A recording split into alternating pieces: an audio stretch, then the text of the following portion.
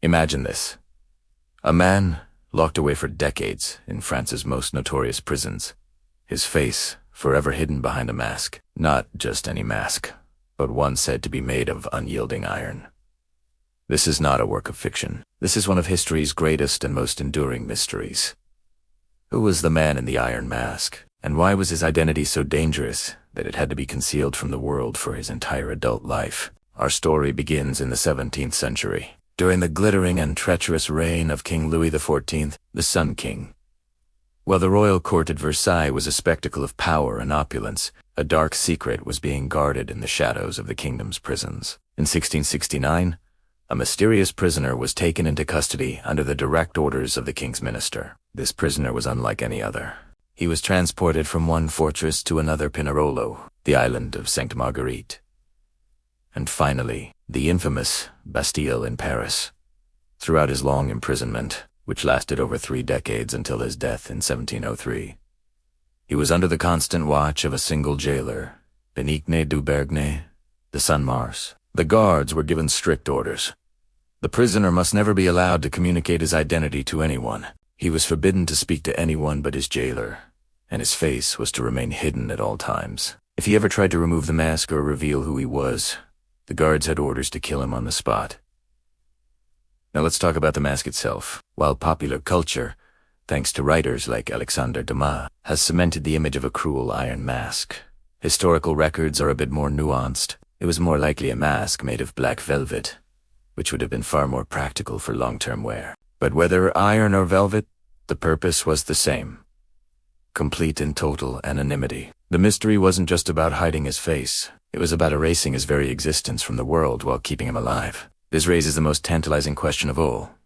Why? The level of secrecy and the resources dedicated to his imprisonment suggests this was no ordinary man. He was treated with a strange mix of severity and respect. He was given comfortable lodgings, fine clothing, and quality food. He was even allowed books and could play the lute. This wasn't the treatment of a common criminal. This was the treatment of someone important, someone whose existence was a threat, yet whose life was considered valuable enough to preserve in secret. Over the centuries, countless theories have emerged, each more sensational than the last. The most famous and romanticized theory, popularized by the philosopher Voltaire, and later by Alexandre Dumas in his novel L'évêque, is that the prisoner was the identical twin brother of King Louis XIV himself. In this version of the story, to prevent a civil war or a challenge to the throne, the twin was imprisoned at birth and his identity erased. This theory is incredibly dramatic.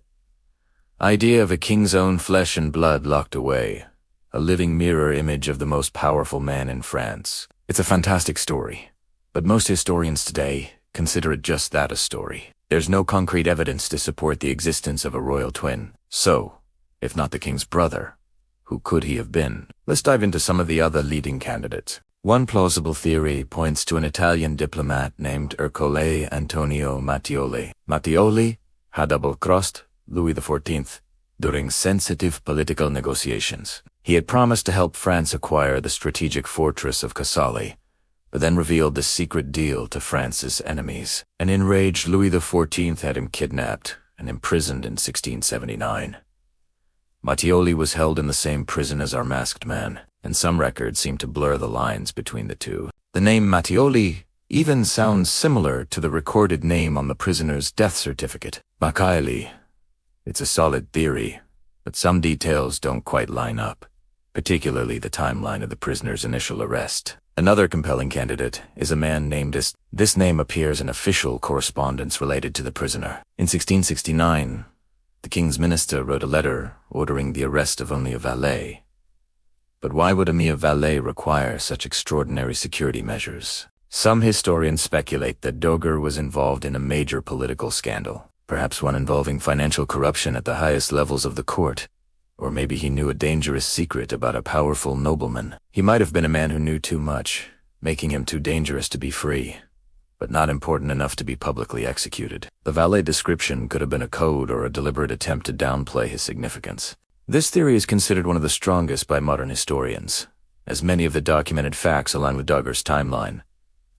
But the theories don't stop there. Others have suggested the prisoner was a disgraced general, a foreign nobleman, or even the illegitimate son of the king or another royal family member. Some have even proposed it was a woman, perhaps a noble woman who had a scandalous affair. The sheer number of possibilities highlights just how effective the French monarchy was at keeping this secret. They created a perfect void of information, a vacuum that imaginations have been trying to fill for more than 300 years. Let's consider this psychological toll on the man himself. Imagine living for over 30 years without feeling the sun or wind on your face, without being able to look another person in the eye without a barrier between you. His identity was so thoroughly stripped away that even his name on his death certificate, Mark Kiley, is believed to be a pseudonym. He was buried in secret, and all his belongings, furniture, clothing, everything were burned and destroyed to erase any last trace of him. The walls of his cell were scraped and whitewashed, just in case he had tried to leave a message. This extreme level of paranoia from the state is what makes the story so captivating. It wasn't just about punishment.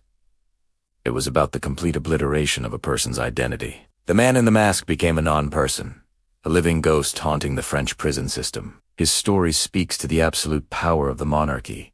At the time, the power to decide not only who lives and dies, but who is remembered and who is forgotten. In the end, we are left with more questions than answers. Was he royalty, a diplomat, a valet, or someone else entirely? Was the secret he carried political, personal, or something we can't even imagine? Perhaps the true identity of the man in the mask is less important than what he represents. He is a symbol of the secrets that lie buried in the archives of history, a testament to the fact that some mysteries may never be solved. He embodies the dark side of absolute power and the profound human tragedy of a life lived in anonymity. The man in the iron mask remains an enigma, a puzzle box with no key, and maybe that's why his story continues to fascinate us. It reminds us that behind the grand narratives of kings and empires, there are hidden stories, whispered secrets, and individuals whose lives were sacrificed for reasons we may never know. His legacy is not in who he was, but in the haunting, unanswered question that echoes through the centuries. Thanks for joining me on this journey into one of history's greatest unsolved mysteries. If you have your own theory about the man in the iron mask, I'd love to hear it in the comments below. And if you enjoyed this video, don't forget to like, subscribe, and hit that notification bell for more deep dives into the secrets of the past. See you next time.